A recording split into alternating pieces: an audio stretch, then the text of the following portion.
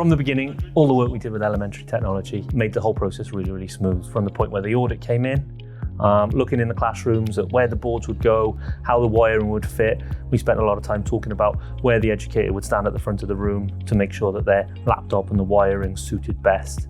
Right the way through then where we were going to store the boards while they were installed, because it's no mean feat having 60 boards delivered at one time and then moved around the school. Technicians who installed the boards took the boards up to the classrooms, took the old equipment away, and everything was really smooth. They ran ahead of schedule, exactly in the number of days they said it was going to take. And I was so pleased that, although I'd been in a few times over the summer holidays to help make sure the process moved smoothly, as far as teachers were concerned, they went home at the end of the summer, came back in September, and everything had changed and everything was up and running, ready to go.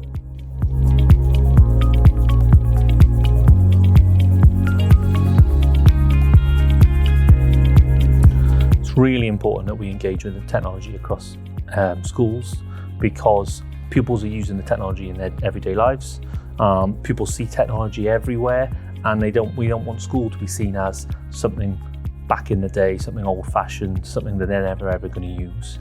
So the more technology that we can engage with, things from the real world that the pupils are likely to use in the future, the more they get engaged with what we're doing and they see a purpose.